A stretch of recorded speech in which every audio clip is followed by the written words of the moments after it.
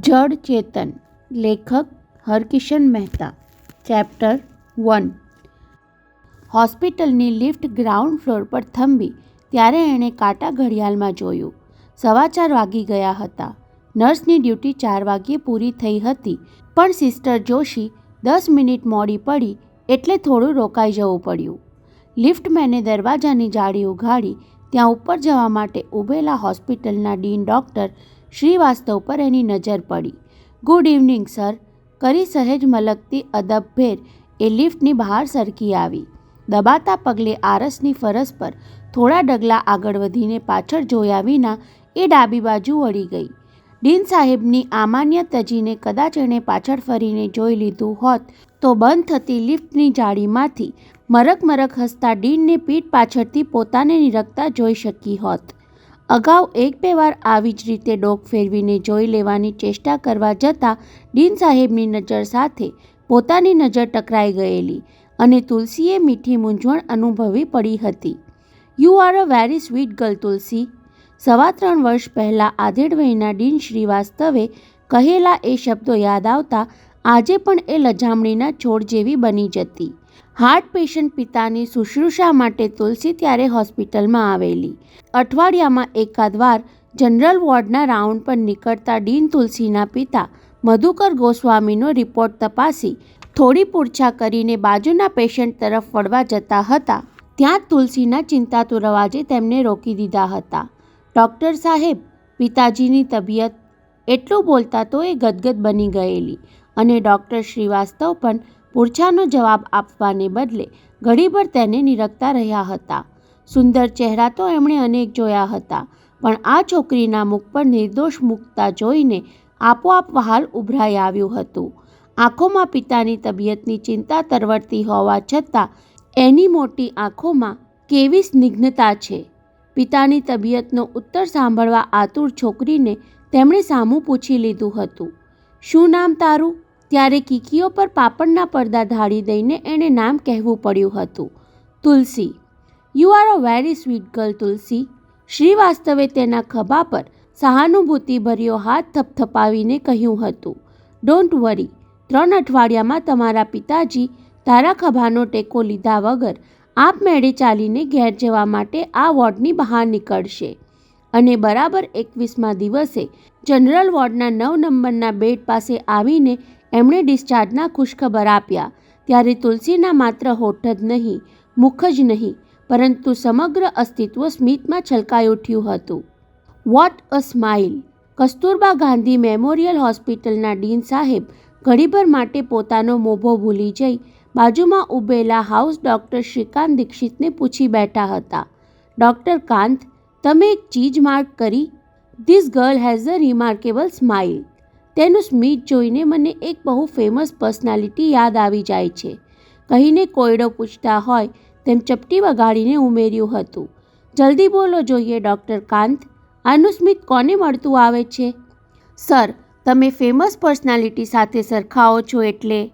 Doctor Srikanth દીક્ષિતે અડધી second વિચારીને કહ્યું હતું. મોનાલિસા. ઓહ! ડીન સાહેબ મુસ્કુરાઈ ગયેલા. Doctor Kant, you are right as well wrong, કહીને જાણે બીજો કોયડો ઉકેલતા હોય તેમ સંભળાવ્યું. આપણે કોઈ આર્ટ ગેલેરીમાં ઊભા હોત તો તમે એના સ્મિતને મોનાલિસા સ્માઇલ સાથે સરખાવી શકો, પણ આ તો હોસ્પિટલ છે. યંગ ડૉક્ટર, આપણા વ્યવસાયનું આદર્શ સ્માઇલ એટલે નાઇટેંગલ. બરાબર છે ને મેટ્રન? બાજુમાં ઊભેલી હોસ્પિટલની મેટ્રન તરફ ફરતા એ બોલ્યા હતા. નર્સની ટ્રેનિંગમાં વહેલો પાઠ તમને એ જ શીખવ્યો હતો ને કે નાઇટેંગલ જેવા મુલાયમ સ્મિત સાથે તમારા દર્દીની શુશ્રૂષા કરવી. Yes sir, you are right sir. યુવાન હાઉસ ડૉક્ટર અને આધેડ મેટ્રને ડીનના કથનમાં એક સાથે સમર્થનનો સૂર પુરાવ્યો ત્યારે બિચારી તુલસી પોતાની ભળતી જતી પ્રશંસાથી એટલી બધી લજાઈ ગયેલી કે હાથની બધી હથેળીઓમાં મોં સંતાડી દીધું હતું. એણે ધારેલું કે મોટા ડૉક્ટર સાહેબ હમણાં બીજા પેશન્ટ તરફ જશે એટલે પોતાની મૂંઝવણ ટળી જશે, પણ ડીન શ્રીવાસ્તવ કાંઈ જુદા જ મૂડમાં હતા. બિછાના તરફ 2 ડગલા આગળ વધી તુલસીના પિતાને પૂછ્યું. શું ભણે છે તમારી પુત્રી? મેટ્રિકની પરીક્ષા આપી સાહેબ. ભણવામાં કેવી હોશિયાર છે? અગાઉ તો ક્લાસમાં પહેલો નંબર રાખતી, પણ 2 વર્ષ પહેલાં એની માતા પરલોક સિધાવી ગયા પછી બીજા ત્રીજા નંબરે પાસ થાય છે. તો એને ખૂબ ભણાવજો, ડૉક્ટર બનાવજો. ત્યારે મધુકર ગોસ્વામીના બીમાર ચહેરા પર લાગણીની કરચલી ઉપસી આવી હતી. ડૉક્ટર બનાવવા માટે એને આટલા બધા વર્ષ ભણાવવા જાવું તો પછી એને પરણાવવું ક્યારે? એક તો મા વગરની દીકરી અને ઉપરથી બાપને હૃદયરોગ વળગ્યો. 2-3 વર્ષમાં ઉંમર લાયક થાય એટલે કન્યાદાન આપી દઉં, પછી ભલે મને વૈકુંઠનું તેડું આવે. આવો જવાબ સાંભળીને વાતનો છેડો આવી જવો જોઈતો હતો, પણ ડીન શ્રીવાસ્તવ પાપણ ઢાળીને ઊભેલી તુલસી તરફ જોતા બોલી ઉઠ્યા, અફસોસ છે કે મારો એકેય પુત્ર કુંવારો નથી, નહીંતર આને મારી પુત્રવધુ બનાવી મેડિકલ કોલેજમાં દાખલ કરાવી મોટી ડૉક્ટર બનાવી દઉં. સાંભળીને તુલસીની બંધ પાપણો અચરજના આંચકા સાથે ઉઘડી ગઈ. કહેનારાએ મશ્કરીમાં કહેવા ખાતર કહ્યું હશે એમ માની લજ્જા છોડીને મોટી આંખોની ધારદાર નજરે તેનાથી ડીન સામે જોવાઈ ગયું. પોતે શરમાળ ગમે એટલી હોય, પણ કોઈ સ્વમાન ભંગ કરે તો છંછેડાઈ જતા વાર ન લાગતી. વેધક આંખે તુલસીએ ડીન શ્રીવાસ્તવ સામે જોયું ત્યારે એમની નજરમાંથી નીતરતો વાત્સલ્ય ભાવ નિરખીને લજામણીના છોડને કોઈ સ્પર્શી ગયું હોય તેમ સંકોચાઈ ગઈ હતી. નીચા નમીને ડીનને પ્રણામ કરવાની ઈચ્છા જોર કરી ગઈ, એ પણ મહા મહેનતે દબાવી દીધી હતી. પિતાએ ઓઢેલી ચાદર બરાબર હોવા છતાં એને ઠીકઠાક કરવાને બહાને એણે પીઠ ફેરવી લીધી. ત્યાં એના જીવનમાં આવનારા અણધાર્યા પરિવર્તનનો બીજો પ્રસ્તાવ એની પીઠ પર અફળાયો. સર, એના પિતા છોકરીને ભલે ડૉક્ટર ન બનાવી શકે, મેટ્રન લક્ષ્મીબાઈ બોલી ઉઠી. તુલસી મેટ્રિક પાસ થાય પછી નર્સિંગનો કોર્સ તો જરૂર કરી શકે, તેમાં ક્યાં 2 વર્ષથી વધારે લાગે છે? ગુડ આઈડિયા, ડૉક્ટર શ્રીવાસ્તવે મેટ્રનના પ્રસ્તાવને વધાવી લેતા કહેલું. તો આપણી હોસ્પિટલને નાઇટિંગલ જેવી એક સિસ્ટર મળી જાય. એ વખતે જ હોસ્પિટલના ક્લાર્કે આવીને ખબર આપ્યા કે ડીન સાહેબને માટે અર્જન્ટ ફોન આવ્યો છે, એટલે વાત ત્યાં જ અટકી ગયેલી. એકાદ મહિના પછી તુલસી પિતાને લઈને ચેકઅપ માટે હોસ્પિટલ આવી ત્યારે જોગાનું જોગ ડીન સાહેબનો ફરી ભેટો થઈ ગયો હતો. ગોસ્વામીજી, તે દિવસે અમારી મેટ્રને કરેલા સૂચન પર તમારે ખરેખર વિચાર કરવો જોઈએ. પિતા પુત્રીને પોતાની કેબિનમાં લઈ જઈ તબિયતના ખબર અંતર પૂછી લઈને એમણે વાત છેડી હતી. જોકે તમે ગોસ્વામી છો એટલે પુત્રીને નર્સિંગનું ભણાવવાનું પસંદ ન કરો એ બનવા જોગ છે. નહીં શ્રીવાસ્તવ સાહેબ, માનવીની સેવા શુશ્રૂષા એ તો દરેક ધર્મનો પ્રથમ સિદ્ધાંત છે. એની માતા કેન્સરથી પીડાતી હતી ત્યારે તુલસી પૂરા 15 વર્ષની પણ ન હતી, છતાં પીઢ માણસની જેમ એણે માની સેવા ચાકરી કરેલી. મરણ પથારી સામેની ભીત પર જડેલી ઠાકોરજીની છબીને જોઈ વારંવારે કહેતી, શ્રીનાથજી બાવા, મારી આ ડાહી દીકરીને કોઈ વાતે દુઃખી થવા નહીં દેતા. કહેતા મધુકર ગોસ્વામીએ ગળું ખંખેરીને ઉમેર્યું હતું, અને તમે કહ્યું કે ગોસ્વામી છું એટલે પુત્રીને નર્સનું કામ કરવાનું મને પસંદ નહીં પડે, પણ સાહેબ, હવે તો હું નામનો જ ગોસ્વામી રહ્યો છું. આ તુલસીની માતા સાથે માયા બંધાઈ ગઈ અને એને જ પરણવાની જીદ પકડી ત્યારનું ગોસ્વામીનું પદ તો ગુમાવી દીધેલું. તુલસી નર્સનું ભણે એની સામે મારો કોઈ વિરોધ ન હોઈ શકે. બસ ત્યાર પછી તુલસીનો જીવનમાર્ગ નવી દિશામાં ફંટાઈ ગયેલો. મેટ્રિકનું પરિણામ આવ્યું એટલે ઘેરથી સ્કૂલને બદલે ઘરથી હોસ્પિટલ રોજનો રસ્તો બની ગયો. 2 વર્ષની તાલીમ પછી ડ્યુટી પર ચડતા પહેલાં ડીન સાહેબની કેબિનમાં જઈને તુલસીએ આશીર્વાદ માટે પ્રણામ કર્યા ત્યારે પણ ડૉક્ટર શ્રીવાસ્તવે અગાઉ જેવી જ વાત ઉચ્ચારી હતી, સંજોગો વશાત તું ભલે ડૉક્ટર ન બની શકી, પણ મારા આશીર્વાદ છે તુલસી કે કોઈ લાયક ડૉક્ટર તને જીવનસાથી બનાવે. નર્સના સફેદ પોશાકમાં પીંડી સુધીના મોજાથી પગ ઢંકાતા હોવા છતાં હાલતા ચાલતા ગોઠણ ઉઘાડા દેખાઈ જતા એનો 2-4 દિવસ તો તુલસીએ બહુ ક્ષોભ અનુભવેલો. જ્યાંથી પસાર થતી ત્યાંથી આજુબાજુના લોકો પોતાને ધારીને જોઈ રહ્યા છે એવા ખ્યાલમાં શરમની મારી શરૂમાં એ નીચું જોઈને જ કામ કર્યા કરતી. એકવાર મશ્કરા સ્વભાવની ડિસોઝાએ એને શિખામણ આપી હતી, ગોસ્વામી, તું બહુ બ્યુટીફુલ છો એ વાત લોકો ભલે માને, પણ તું પોતે મનમાંથી કાઢી નાખ, નહીતર હજારો નજરથી તું વિંધાતી રહીશ. અને નર્સની ડ્યુટી બજાવવામાં એ સભાનતા તને નડ્યા કરશે. જો કે ડીન તુલસી ત્યારે એની ટકોરના જવાબમાં કહી શકી ન હતી કે હું સુંદર છું એ વાત ભૂલી જવા માંગુ છું, પણ લોકો વારંવાર યાદ કરાવે છે. એની ફરિયાદ મારે કોને જઈને કરવી? ધીમે ધીમે એનો ક્ષોભ ઘટતો ગયો, આત્મવિશ્વાસ વધતો ગયો. ડીન સાહેબને કહીને એણે શરૂઆત સ્ત્રીઓ અને બાળકોના વોર્ડથી કરી, પછી પુરુષ દર્દીઓના જનરલ વોર્ડમાં ડ્યુટી બજાવતી થઈ અને હજુ તો નર્સિંગના 11 મહિના પૂરા થયા ન હતા ત્યાં સેકન્ડ ક્લાસ ફર્સ્ટ ક્લાસના પેશન્ટમાંથી પસાર થઈ VVIP ક્લાસ સુધી પહોંચી ગઈ હતી. તુલસીને જોકે આ પ્રગતિ બહુ ગમી ન હતી. ડીન સાહેબને તો એ કહી શકતી નહીં, પણ હાઉસ ડૉક્ટર શ્રીકાંત સમક્ષ એકવારે બોલી ગયેલી. આ રીતે માત્ર એકાદ બે પેશન્ટની જ સારવારને બદલે જનરલ વોર્ડમાં જેમને વધારે જરૂર છે એવા પેશન્ટો વચ્ચે કામ કરવાથી મનને વધારે સંતોષ મળે છે. ડૉક્ટર શ્રીકાંતે ત્યારે આંખોથી હસીને માત્ર એટલું જ કહેલું, ડીન સાહેબને કદાચ ડર હશે કે તું હોસ્પિટલમાં લાંબો ટકવાની નથી. કોઈ પણ એક સવારે મીઠાઈના પેકેટ સાથે ખુશખબર આપવા આવી ચડીશ કે સર આજે મારી સગાઈ થઈ ગઈ. તુલસી ત્યારેય કહી શકી ન હતી કે મને વળાવવાની પિતાજીને તો ઉતાવળ હોય, પણ મારા સિવાય કોઈ એમની સંભાળ લેનાર નથી એની તમને કોઈને ખબર છે ખરી? ત્યારે લિફ્ટ ડીન સાહેબને લઈ ઉપર ગઈ અને પોતે આરસની ફરસ પર ડાબી તરફ વળીને આગળ વધી ગઈ ત્યારે એને ક્યાં ખબર હતી કે પોતાના જીવનમાં આવી રહેલા બીજા એક અણધાર્યા વળાંકની બાજી ગોઠવાઈ રહી છે. પોશાક બદલવા માટે નર્સના અંડરગ્રાઉન્ડ ડ્રેસિંગ હોલમાં પહોંચતા પહેલાં રજિસ્ટરમાં સહી કરવા મેટ્રનના રૂમમાં જવું પડતું. તુલસી કાંડા ઘડિયાળમાં જોઈને ડ્યુટી પૂરી કર્યાના સમયની કોલમમાં 4:16 સમય નોંધતી હતી ત્યાં પાછળથી લક્ષ્મીબાઈનો અવાજ કાને અફડાયો. તુલસી, હાઉસ ડૉક્ટર દીક્ષિત તને બોલાવે છે. હાઉસ ડૉક્ટરે?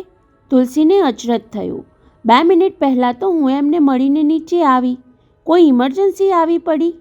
નહીં, લક્ષ્મીબાઈએ ધરપત આપી. થોડી વાર પહેલાં ડીન જતાં જતાં કહી ગયા કે તુલસીને કહેજો ઘેર જતાં પહેલાં ડૉક્ટર શ્રીકાંતને મળતી જાય. ડીન સાહેબ? તુલસીનું અચરજ બેવડાયું. 1 મિનિટ પહેલાં તો ડીન સાહેબ લિફ્ટમાં ઉપર જતાં સામા મળ્યા ત્યારે તો મને કાંઈ કહ્યું નહીં. એવું કહેવા જતી હતી તેને બદલે એટલું જ બોલી, ભલે ડ્રેસ ચેન્જ કરીને મળતી જાઉં છું. નર્સો માટે ખાસ બનાવેલા અંડરગ્રાઉન્ડ ડ્રેસિંગ હોલના પ્રવેશદ્વાર પર ઊભેલી આધેડ વયની લેડી સિક્યોરિટી ગાર્ડે હસીને પૂછ્યું, તુલસીબાઈ આજ મોડી થઈ ગઈ? હા, પેશન્ટને ગ્લુકોઝ ચડાવવાનું હતું. નર્સ જલ્દી હાથમાં આવતી ન હતી કહેતી 4 પગથિયાં ઉતરી એ હોલમાં દાખલ થઈ ગઈ. સિસ્ટર જોશીને ડ્યુટી પર આવતા મોડું થયું એ કહેવાનું એને ગમ્યું નહીં એટલે અર્ધ સત્ય બોલવું પડ્યું. એટલે જ તુલસી હોસ્પિટલના સ્ટાફમાં સૌની પ્રિય થઈ ગઈ હતી. કોઈનો વાંક કાઢે નહીં, નિંદા કરે નહીં અને મૈત્રાણીને સુદ્ધા તુકારે બોલાવે નહીં. હાય ગુડી ગોસ્વામી. પોતાનું 304 નંબરનું ખાનું ખોલીને તુલસી અંદરથી કપડાનું પેકેટ કાઢતી હતી ત્યાં મસ્તીખોર સિસ્ટર ડિસોજાનો ઘોઘરો અવાજ સંભળાયો, મારી જેમ તું પણ લેટ થઈ ગઈ. વોશ બેસિન પર હાથ મોં ધોતી એ કહી રહી હતી, સાલો 23 નંબરનો ફર્સ્ટ ક્લાસ પેશન્ટ ડ્યુટી પૂરી થયા પછી છોડતો નથી. કાંઈ ને કાંઈ બહાના કાઢીને લેટ કરાવે છે. તેમાં વળી ડિસ્ચાર્જ થવાનો છે એટલે ગુડ બાય કહેતા કહેતા ગળગળો થઈ ગયો. સ્ટુપિડ. હોસ્પિટલની સિસ્ટર વચ્ચે ક્યારેક આવી વાતો થતી સાંભળીને તુલસી મનોમન થથરી જતી. ફલાણા ડૉક્ટરે આજે છેલ્લા શોમાં ફિલ્મ જોવાની ઓફર કરી કે પેલા પેશન્ટે છૂટછાટ લેવાની ચેષ્ટા કરી એવું સાંભળતી ત્યારે નર્સિંગ છોડી દેવાની ઈચ્છા થઈ આવતી. પરંતુ મને ક્યાં આવો કોઈ અનુભવ થયો છે એવું મન મનાવી લેતી. જોકે આવા એક અનુભવની સાવ નજીક જઈને હજુ એ ગઈકાલે છટકી ગઈ હતી. VIP પેશન્ટને પપ્પા કહીને બહુ ઠાવકાઈથી હાથ છોડાવીને સરકી આવી હતી. કોણ જાણે કેમ બીજી નર્સોની જેમ આવી વાતો જાહેર કરવામાં એને પોતાની હિણપત વર્તાયા કરતી. ડિસોઝાની બાબતમાં તો કોઈ બીજી નર્સો અંદર કહેતી પણ ખરી, પોતે દેખાવમાં એટલી બધી બેડોળ છે કે કોઈ એની સામે જુએ નહીં, છતાં કોઈ પેશન્ટ પોતાના પ્રેમમાં પડી ગયો છે એવી વાતો કરીને બિચારી મન બહેલાવ્યા કરે છે. જોકે ડિસોઝા વિશે આવી નિંદા સાંભળીને તુલસીનું મન દુભાતું. માણસ દેખાવમાં બેડોળ હોય તેથી શું થયું? સ્વભાવ જોઈને કોઈ પ્રેમમાં ન પડે એવું થોડું છે. ગોસ્વામી: તારી એક વાત બહુ વિચિત્ર લાગે છે. બેસિનમાં હાથ મોં ધોઈ અરીસામાં જોતી તુલસી નેપકિનથી મોં લૂછતી હતી ત્યાં ફરી ડિસોઝાએ સંભળાવ્યું. નર્સનો આ યુનિફોર્મ ઉતારવાની સાથોસાથ આપણું આ એવર રેડી સ્માઇલ ઉતારી નાખવાથી બંને જણબાને કેવી રાહત મળી જાય છે. એવું થાય છે કે હોસ્પિટલની બહાર નીકળ્યા પછી બાકીના 16-17 કલાકમાં એક પણ વાર હસવું નહીં. સાંભળીને તુલસીથી હસી પડાયું એટલે તો ડિસોઝા થોડી વિફરી. તારી આજ તો કમબખતી છે. એક તો સતત સ્માઇલ કરતી રહે અને પાછું તારું સ્માઇલ એટલું સ્વીટ લાગે છે. એકવાર મધરાતે તારા ઘરમાં ઘૂસીને મારે ખાતરી કરવી પડશે કે ઊંઘમાંય તું હસવાનું બંધ રાખી શકે છે ખરી? ડિસોઝાનું બોલવું મન પર લીધા વિના પાર્ટીશન આડું કરી તુલસી કપડાં બદલવા લાગી. ઘણી ખરી નર્સો એકબીજીની સામે વિના સંકોચે પોશાક બદલતી, પણ તુલસીને ફાવતું નહીં. એકવાર સિસ્ટર કુલકર્ણીએ સંભળાવેલું, કેમ રે તુલસીડી, અમારી સામે કપડાં બદલવામાં શરમ શેની આવે છે? ફ્રોકના બટન ઉગાડતી તુલસી અચાનક ચોંકી ઉઠી. પાર્ટીશનની ટોચ પરથી ડોકાઈને ડિસોઝા એને તાકી રહી હતી. ભાગ્યે જ ગુસ્સે થતી તુલસીના હોઠ ભીસાયા. પાર્ટીશન પર હાથની મુઠ્ઠી અફડાવી તીણા અવાજે તે ચિલ્લાઈ ઉઠી, વોટ આર યુ ડુઈંગ? એના પ્રત્યાઘાતથી ડખાઈને ડિસોઝાએ ડોક તો પાછી ખેંચી લીધી, પણ શબ્દોથી અટકચાળો કરવાનું છોડી શકી નહીં. તું તો એવી ભડકી ગઈ જાણે તારો કોઈ બોયફ્રેન્ડ ચોરી છુપીથી જોતો હોય. કહીને 4 ડગલા દૂર ખસી ગઈ પણ એનો પીછો છોડ્યો નહીં. બાય ધ વે તુલસી ગોસ્વામી, તારા ઘરમાં ફૂલ સાઇઝનું મિરર છે જેની સામે ઊભા રહીએ તો માથાથી પગ પાની સુધી પ્રતિબિંબ દેખાય? ઝડપભેર કપડાં બદલતી તુલસીએ જવાબ નહીં વાળ્યો એટલે પેલીએ આગળ ચલાવ્યું, ઘરમાં ફૂલ સાઇઝ મિરર ન હોય તો વસાવી લે અને પછી એકવાર બર્થડે શૂટમાં તારું પ્રતિબિંબ નિહાળીને જો કે હાઉ બ્યુટીફુલ યુ આર. પોતાને ચીડાવવાની ડિસોઝાની ચેષ્ટા તુલસીને સમજાતી ન હતી. એકવાર આ ડિસોઝાએ શિખામણ આપેલી કે સુંદર છો એ વાત તારા મગજમાંથી કાઢી નાખ, અને આજે આવું બેહુદું બોલે છે. સિસ્ટર ડિસોઝાના પગલાં ડ્રેસિંગ હોલની બહાર જતાં સંભળાયા એટલે તુલસીએ નિરાંતનો શ્વાસ લીધો. મેટ્રને કહ્યું કે જતાં પહેલાં હાઉસ ડૉક્ટર શ્રીકાંતને મળતી જજે. ત્યારથી એ એકલી પડીને વિચારવા માંગતી હતી કે શું કામ બોલાવી હશે મને. લિફ્ટમાં જતાં મને સામે મળ્યા છતાં રૂબરૂ કહેવાને બદલે ડીન સાહેબે મેટ્રન મારફત સંદેશો કેમ કહેવડાવ્યો? મારા વિરુદ્ધ ફરિયાદ આવી હશે, પણ ફરિયાદ કરવા જેવું કારણ કોઈને જ મેં આપ્યું નથી. કદાચ પેલા VIP પેશન્ટને પપ્પા કહીને હું સરકી ગઈ એટલે એમણે તો ખટપટ નહીં કરી હોય. મોટા માણસનું ધાર્યું ન થાય ત્યારે નાના માણસનો વાંક કાઢીને વેર લેતા હોય છે. હોસ્પિટલ માટે એ પેશન્ટ એટલા બધા મોટા માણસ છે કે એમની ફરિયાદ પર મને તાબડતોડ ડિસમિસનો ઓર્ડર મળી જાય. એને લાગ્યું કે પાપણો ભીની થવા લાગી છે એટલે મન મક્કમ કરવા હોઠ ભીડી દીધા. આમ તો સ્વમાનને ભોગે નર્સ કે બીજી કોઈ પણ નોકરી સ્વીકારવાનું એના સ્વભાવમાં ન હતું. નર્સ બનવા તૈયાર થઈ તેમાં ડીન સાહેબની પ્રેરણા અને પિતાનું પ્રોત્સાહન હતું. હાર્ટ એટેક પછી હોસ્પિટલમાંથી મધુકર ગોસ્વામીને રજા આપતી વેળા ડૉક્ટર શ્રીકાંતે ભલામણ કરી હતી, જો તુલસી, હાર્ટ પેશન્ટે 2 બાબતનું ધ્યાન રાખવાનું છે. પોતાને હાર્ટ એટેક આવ્યો છે એ વધુ પડતો યાદ નહીં રાખવાનું, અને એકવાર હાર્ટ એટેક આવી ચૂક્યો છે આ સાવ ભૂલી પણ નહીં જવાનું. હું કહું છું એ સમજાય છે ને તને? ત્યારે તુલસીએ હકારમાં ડોક હલાવીને હા પાડેલી છતાં હાઉસ ડૉક્ટરે સમજાવ્યું હતું, પેશન્ટના મનમાં હાર્ટ એટેકનો ભય ઘૂસી જાય તો જીવવાનો આત્મવિશ્વાસ ગુમાવી બેસે છે. વધુ પડતી સાવચેતી રાખવામાં જોખમ છે, તેમ તદ્દન બેપરવા બનીને પરેજી રાખ્યા વગર જીવવામાંય બીજા હાર્ટ એટેકનો ભય રહે છે. ગોસ્વામીજી વધુ પડતો પરિશ્રમ ન કરે એ ધ્યાન રાખવાની સાથોસાથ સાવ નિષ્ક્રિય ન બની જાય તે પણ જોજે. સાંભળીને તુલસી દ્વિધામાં પડી ગયેલી. સિતારના 3-4 ટ્યુશન આપીને મહિને 1000-1200ની આજીવિકા કમાતા પિતાને ઓછો પરિશ્રમ પડે એ માટે શું કરવું? એક શેઠાણીને શીખવવા પેરડ રોડ જવું પડતું, બીજું ટ્યુશન પાર્લાનું હતું અને ત્રીજા ટ્યુશન માટે કોલાબા જવાનું રહેતું. સિતાર શીખવા માટે પોતાની સિતાર સાથે લઈ જવાની જીદ પણ પિતાજી છોડવા તૈયાર ન હતા. તેમાં 2 જગ્યાએ તો હાર્ટ પેશન્ટને જેની મનાઈ હોય છે એવા 2-3 દાદરા ચડવાના હતા. તુલસીને થયું કે પોતે કમાતી થઈ જાય તો પિતાને સંગીત શીખવા બહાર જવાનું બંધ કરાવી શકાય. અને નર્સિંગમાં બીજો લાભ એ હતો કે ટ્રેનિંગ શરૂ થાય ત્યારથી જ અડધા પગાર જેટલી આવક ચાલુ થઈ જાય. ડૉક્ટર શ્રીકાંતની બીજી સૂચના મુજબ પિતાજી સાવ નિષ્ક્રિય ન બની જાય એટલા ખાતર ઓછી ફી આપીને પોતાને ઘેર ટ્યુશન લેવા આવનારને ચાલુ રહેવા દીધા. હવે આ એકાએક નર્સની નોકરીમાંથી રજા મળી જાય તો શું થાય એ એક જ ચિંતા તુલસીને સતાવતી ન હતી. પેલા VIP પેશન્ટ ભરતી જ ફરિયાદ કરીને મારા ચરિત્રને કલંક લગાડવાની હદે જાય તો શું થાય? તો નિર્દોષ હોવા છતાં ખુદ પોતે જ પોતાની નજરમાંથી ઉતરી જાય. તુલસીની નજર ડ્રેસિંગ હોલની દિવાલ ઘડિયાળના કાંટા પર પડી. અરે 4:40 થઈ ગઈ. આજે મંગળવાર છે. ઘેર જતાં પહેલાં સિદ્ધિવિનાયકના દર્શને જવાનું છે અને ત્યાર પહેલાં ઉપર હાઉસ ડૉક્ટર શ્રીકાંત દીક્ષિત પાસે. લોકરમાંથી પોતાની પર્સ લઈ સાડીનો પાલવ સરખો કરતી એ સડસડાટ ડ્રેસિંગ હોલની બહાર નીકળી ગઈ. પોતે આરોપી હોય અને કોર્ટમાં પેશ થવાની હોય તેમ રૂમાલથી પસીનો પોંછતી એ લિફ્ટમાં 5મા માળે પહોંચી. લિફ્ટની બરાબર સામે જ હાઉસ ડૉક્ટરનો રૂમ હતો. હંમેશા ખુલ્લો રહેતો રૂમનો દરવાજો બંધ જોઈને તુલસીને આશ્ચર્ય થયું. બારણાનું હેન્ડલ ઘુમાવતા પહેલાં ફરી એકવાર મુખ પર રૂમાલ ફેરવી લીધો. અગાઉ અનેકવાર પોતે સ્ફૂર્તિલી ચાલે જ્યાં જતી આવતી હતી એ રૂમમાં પ્રવેશ કરતાં પગ ભારે થઈ ગયા. મે આઈ કમ ઇન સર? પૂછીને આગળ વધી. મેટ્રને કહ્યું કે તમે મને મળવા. હજુ એટલું બોલે ત્યાં ડૉક્ટર શ્રીકાંતના ટેબલથી થોડે દૂર સોફા પર બેઠેલા ડીન સાહેબ પર નજર પડી એટલે વારાફરતી બંનેના ચહેરા જોતી એ અધવચ્ચે થંભી ગઈ. અટકી કેમ ગઈ તુલસી? ડીન સાહેબે કહ્યું તો એમના રોજના રણકાથી, પણ તુલસીને એમના અવાજમાં થોડી સખ્તાઈ વર્તાઈ. એક અગત્યની ચર્ચા કરવા તને બોલાવી. બેસ.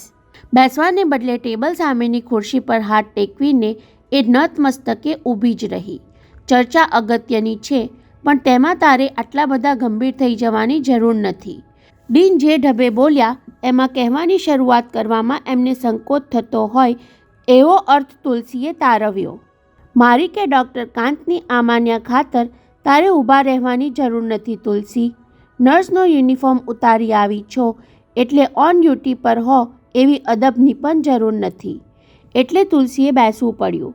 પણ આંખ ઊંચી કરીને બેમાંથી કોઈની સામે જોવાની હિંમત ચાલી નહીં. થોડીવાર પહેલાં જ હું તારે ઘેર ગયો હતો. ડીનનું એ વાક્ય સાંભળતા જ આંખની પાપણની સાથોસાથ તુલસીની ડોક પણ ઊંચી થઈ ગઈ. મારી સાથે ચર્ચા કરતાં પહેલાં એ પિતાજી પાસે પણ જઈ આવ્યા. કડવા ઘૂંટડાની જેમ એ થૂક ગળે ઉતારી ગઈ. યાદ છે તુલસી, એકવાર મેં કહ્યું હતું કે મારો કોઈ પુત્ર કુંવારો હોત તો હું તને પુત્રવધુ બનાવીને ડૉક્ટરનું ભણાવત. સાંભળતા તુલસીથી નીચું જોવાઈ ગયું. હવે તમે એ જ કહેવાના છો ને કે તમારી પુત્રવધુ બનાવવા જેવી ચરિત્રવાન હું ન નીકળી. બીજો કડવો ઘૂંટે ગળે ઉતારી ગઈ.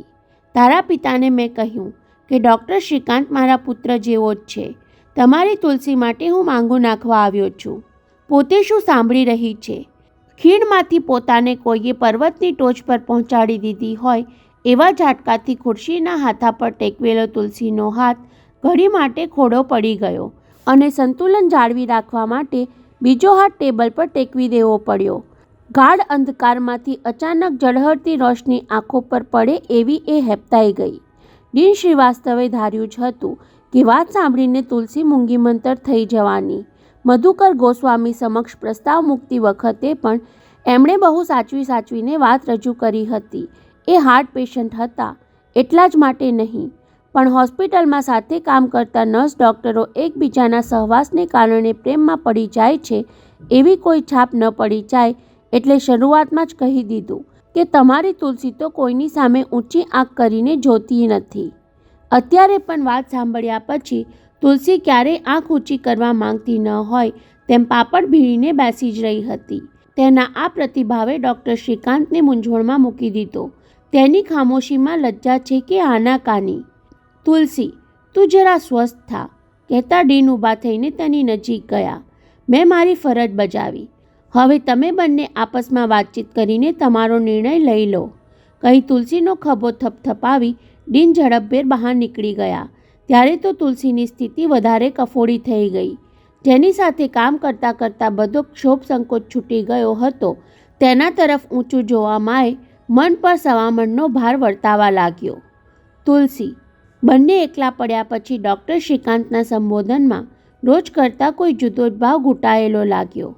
આવી રીતે પ્રસ્તાવ મૂકવાનું તને કદાચ અચૂકતું લાગ્યું હશે. ધીમે ધીમે તુલસીએ પાપણ ઉંચકી. એની મોટી આંખોની લીસી કીકીઓમાં ડૉક્ટર શ્રીકાંતની છબી આકાર પામવા લાગી.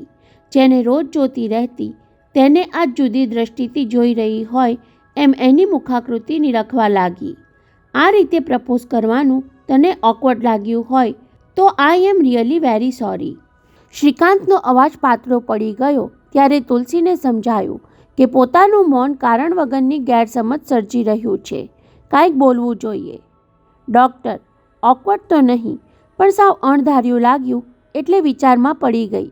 વિચાર કરવા માટે તું પૂરતો ટાઈમ લેજે તુલસી.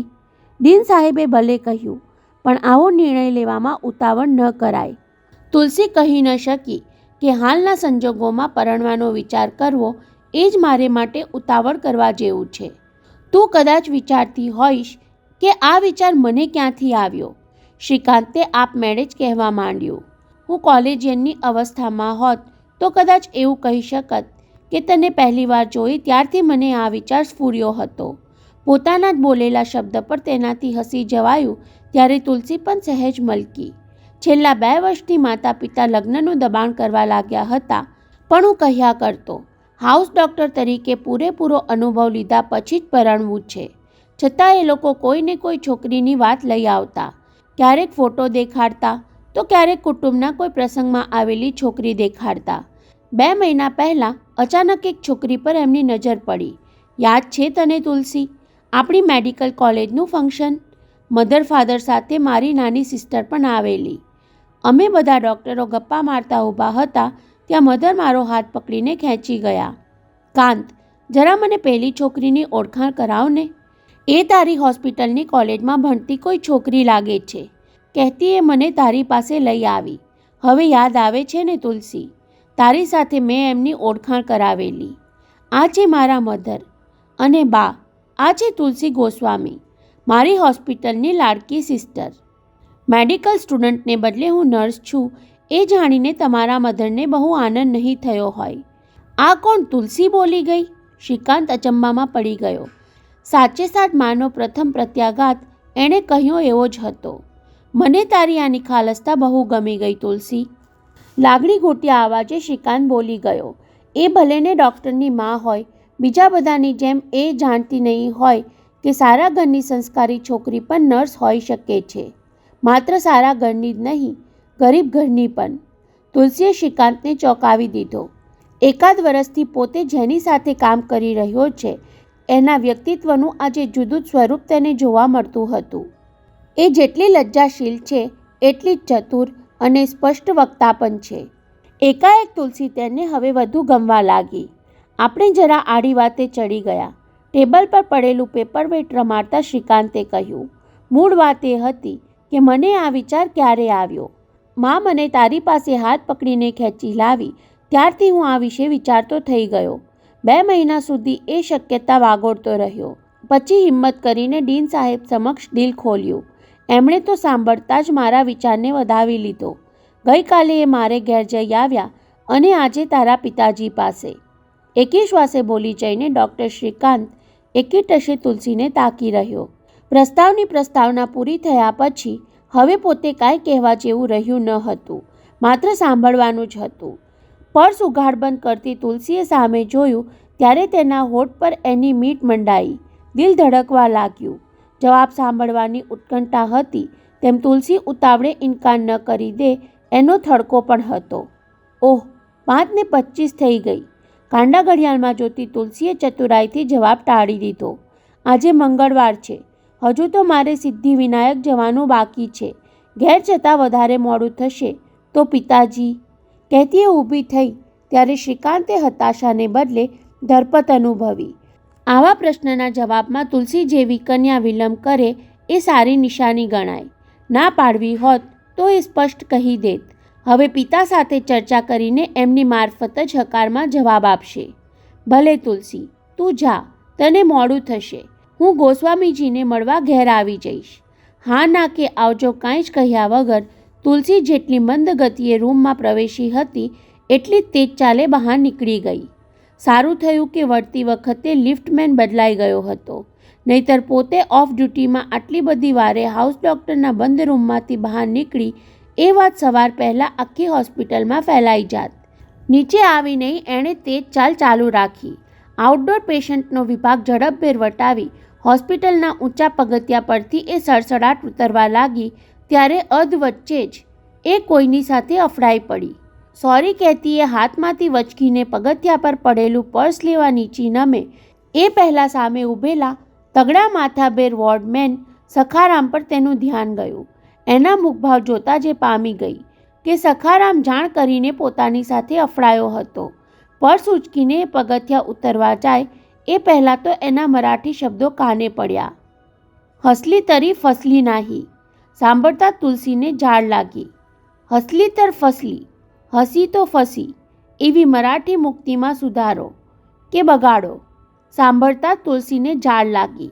હસલી તર ફસલી એવી મરાઠી યુક્તિમાં સુધારો કરીને સખારામે તેને સંભળાવ્યું હતું કે તું હસી પણ ફસી નહીં. તુલસીનો નીચલો હોઠ દાંત વચ્ચે દબાયો. ભીતરમાં ઘૂંટાતો રોષ વ્યક્ત કરવાનું એ વિચારતી હતી ત્યાં મૂછો પર હાથ ફેરવતા સખારામે ગલીચ મુખભાવ સાથે પડ્યા પર પાટો મારવા જેવું બીજું વાક્ય ઉમેર્યું. પણ મીતુલ્લા નક્કી ફસાવનાર. એના જડબા પર એક જોરદાર તમાચો ઝીકી દેવાના જનૂન સાથે ડાબેરી તુલસીનો હાથ ઉચકાયો, પણ છેલ્લી ઘડીએ જાત પર અંકુશ મૂકી દીધો. તમાચો મારીને તમાશો કરવાનો કોઈ અર્થ નથી. અને ગુસ્સાથી લાલઘૂમ બની ગયેલો ચહેરો ફેરવી લઈ તુલસી બાકીના પગથિયા ઉતરી ગઈ.